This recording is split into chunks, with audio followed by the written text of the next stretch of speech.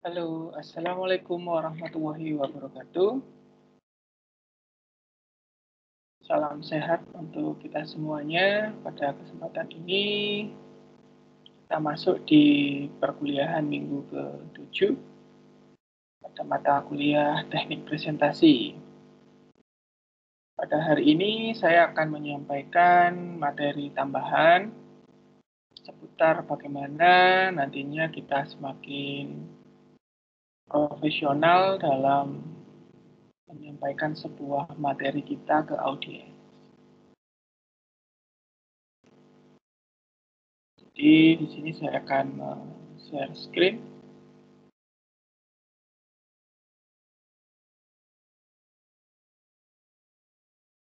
Nah, materi kita hari ini adalah bagaimana kita bisa menyajikan sebuah cerita pada audiens kita agar kita tahu bahwa setiap seorang melakukan presentasi, umumnya presentasi itu membuat orang menjadi bosan, membuat orang tidak tertarik dengan materi apa yang kita sampaikan. Nah, dengan adanya cerita dalam sebuah presentasi kita, itu bisa membuat seseorang atau audiens tersebut lebih tertarik, lebih memiliki hasrat untuk selalu mendengarkan apa yang disampaikan oleh presenter. Yang pertama, intinya adalah bagaimana di setiap materi yang akan kita sampaikan melalui presentasi itu bisa kita create menjadi sesuatu yang penting, sesuatu yang benar-benar dibutuhkan oleh audiens kita. Bagaimana itu bisa menjadi penting? Materi kita itu adalah bagaimana kita bisa membuat hal-hal atau konten yang ada di dalamnya itu menjadi lebih personal, sehingga mampu menggugah emosi dan hasrat audiens kita. Simpulannya adalah bagaimana pesan kita itu nantinya menjadi pesan yang memiliki nilai. Nilai di sini adalah bagaimana nilai itu, ya, pesan itu menjadi sesuatu yang benar-benar dibutuhkan oleh audiens kita. Nah, di sini saya akan menyampaikan bagaimana proses itu, bagaimana pesan itu nantinya bisa menjadi pesan yang bernilai, pesan yang benar-benar dibutuhkan sehingga audiens kita mau tidak mau akan mendengarkan presentasi kita dari awal sampai dengan akhir. Oke.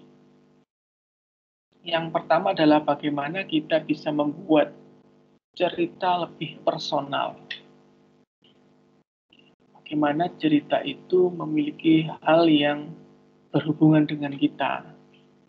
Tidak hanya sebatas kita menyampaikan sebuah data, menyampaikan sebuah fakta. Karena dengan kegiatan itu, ya, yang kita hanya fokus pada data, fakta yang ada di masyarakat, itu kadang membuat audiens itu terlalu penuh, terlalu malas untuk menerima hal-hal seperti itu. Sehingga bagaimana langkah selanjutnya adalah kita membuat hal yang fakta tadi, hal yang bersifat data tadi itu menjadi sesuatu yang lebih personal. Misalnya saya analogikan seperti ini. Kita sebagai seorang marketing di sebuah perumahan, tugas kita adalah menjual unit rumah dan targetnya adalah bagaimana rumah itu terjual. Ketika kita ada rapat dengan para pimpinan di pekerjaan kita, kita ada titik di mana kita butuh brosur. Nah, ketika kita pendekatannya hanya sebagai data, kita hanya menyampaikan bahwa kita butuh brosur, untuk pemasaran. Itu mungkin respon dari pimpinan dari kerja kita lebih ke arah yang tidak bersifat urgent, yang simpulannya request kita terkait kebutuhan brosur bisa saja ditolak, ya, tidak disetujui dan lebih mengarahkan kita untuk menggunakan hal-hal yang lain. Berbeda ketika kita menyampaikan dengan sebuah cerita. Jadi Anda menceritakan bahwa di sebuah kegiatan Anda ketika melakukan marketing perumahan, ada konsumen yang membutuhkan brosur. Kemudian Anda tidak bisa memberikan brosur tersebut kepada calon konsumen. Padahal calon konsumen benar-benar mau membeli perumahan di tempat kita. Dan kita ceritakan bahwa di sana calon konsumen merasa kecewa dan akhirnya beralih ke perumahan yang lain. Di situ kan Anda akhirnya bisa menceritakan kondisi di mana brosur itu menjadi sesuatu yang penting dan mau tidak mau harus dibuat untuk mempercepat target pemasaran dari perumahan di perusahaan Anda. Seperti itu. Nah, itu adalah salah satu sedikit cerita bagaimana kita membuat sesuatu yang bersifat data, bersifat fakta tadi itu lebih ke arah personal. Ya. Selanjutnya, nah bagaimana di sebuah cerita tadi kita bisa menambahkan unsur-unsur penting. Salah satunya adalah unsur penasaran dan ketegangan. Sehingga cerita Anda lebih menarik, ya, lebih ditunggu-tunggu bagaimana kelanjutannya. Seperti yang saya dapatkan ketika ada seminar tentang pembelajaran. Jadi ada salah satu profesor menceritakan kepada saya bahwa sebelum beliau itu mengajar, dia selalu awali dengan sebuah cerita. Cerita itu dibuat oleh profesor itu dengan adanya unsur penasaran. Jadi misalnya, profesor itu menceritakan ada sebuah keluarga, dia hidup bahagia, memiliki anak perempuan, dan anak perempuan itu masih berumur 5 tahun. Kemudian kebetulan orang tua dari anak 5 tahun tadi itu sedang sibuk. Kemudian anak 5 tahun itu bermain sendiri di kamar. Nah, kemudian anak usia 5 tahun tadi menemukan sebuah korek api. Kemudian korek api itu dimainkan di sebelah gorden, di dekat jendela, dimainkan jepres, jepres, jepres, dan bersambung. Nah, seperti itu. Jadi pemirsa atau audiens itu dibuat bagaimana dia itu menerka-nerka apa ya yang terjadi pada anak usia 5 tahun itu. Dengan posisi dia masih tidak mengerti api itu seperti apa, bahayanya, dan dia bermain korek api itu tadi di dekat gorden di kamarnya. Dan orang tuanya tidak tahu karena sibuk dengan pekerjaannya masing-masing. Nah, hal itu dikip oleh si beliau profesor tadi dan dilanjutkan dengan materi tentang perkuliahan, sehingga ada sesuatu yang mau nggak mau audiens tadi itu menunggu sampai si profesor itu selesai mengajar dan menunggu hasil dari cerita anak 5 tahun tadi. Itu adalah salah satu trik untuk bagaimana menciptakan sebuah penasaran dan ketegangan dalam sebuah cerita. Sehingga cerita itu tadi mau tidak mau akan diikuti dari awal sampai akhir.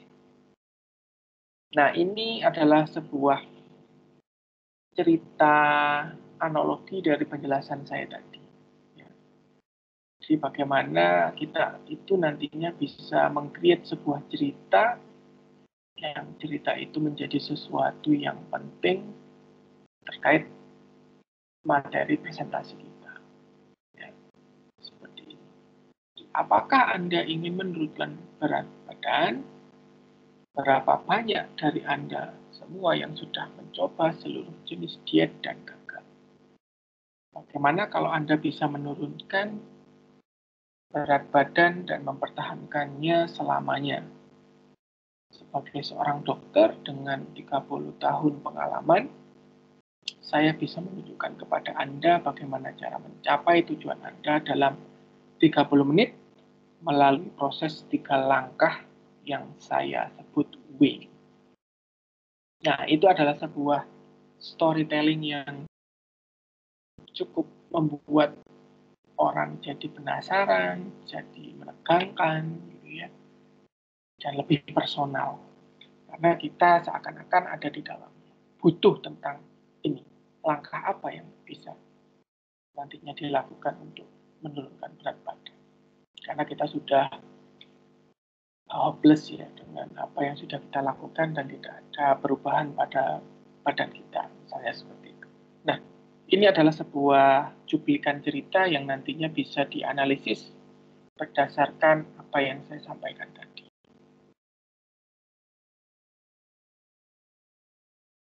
Nah, ini adalah beberapa elemen yang nantinya bisa digunakan untuk meng-create sebuah cerita yang menarik dalam presentasi kita. Yang pertama adalah simpatik. Jadi bagaimana di cerita kita itu ada unsur simpatik yang kita masukkan di dalamnya. Simpatik di sini adalah menceritakan tentang sesuatu yang menimbulkan rasa iba kepada audiens. Misalnya ada contoh cerita, ada seseorang yang di PHK, setelah di PHK dalam perjalanan pulang dia mengalami kecelakaan dan harus dirawat di rumah sakit. Nah, itu adalah salah satu elemen cerita yang mengundang simpatik dari audiens. Yang kedua adalah empatik. Nah, kalau empatik ini adalah suatu unsur cerita yang mengundang mirip dengan simpatik tadi, cuma ini lebih ke arah yang benar-benar dekat dengan kita. Ya, misalnya kita gagal dalam proses menurunkan berat badan. Nah, ini ada unsur empatik di dalamnya bahwa si narasumber juga ternyata gagal melakukan proses dietnya. Namun dia memiliki sebuah cerita sukses yang akhirnya dia bisa berhasil menemukan cara yang manjur untuk menurunkan berat badan dengan cara 3 langkah tadi. Itu adalah unsur empatik sehingga orang tertarik karena ada pengalaman personal yang nantinya akan diceritakan dan itu adalah suatu keresahan yang umum dialami oleh audiens sebagian besar. Selanjutnya adalah inspirasional. Ya tadi inspirasi personal yang di-share kepada audiens tentang pengalaman pribadi tentang penurunan berat badan misalnya seperti itu. Misalnya kisah sukses seorang entrepreneur dari modal 0 sampai omsetnya 5 miliar per bulan. Nah, itu kan juga ada unsur-unsur inspirasional yang ditawarkan sehingga audiens menjadi tertarik untuk mengikuti presentasi Anda. Edukatif. Edukatif itu ada proses yang nantinya ditawarkan dalam cerita Anda yang itu bisa diikuti dengan baik, step by step-nya. Misalnya ya kunci sukses menjadi seorang entrepreneur muda dengan modal 0 rupiah sampai memiliki omset 5 miliar dalam waktu 3 bulan. Nah, itu adalah hal yang nantinya bisa disisipkan dalam sebuah materi presentasi. Jadi Anda tidak hanya fokus kepada data, fakta, cerita yang itu cenderung membosankan, tapi Anda bisa menyisipkan sebuah cerita-cerita yang mendukung materi presentasi Anda. Nah, yang terakhir adalah menuntut ketegasan. Bagaimana ada cerita yang membuat dalam cerita tersebut itu mengandung unsur untuk pengambilan keputusan. Misalnya ada cerita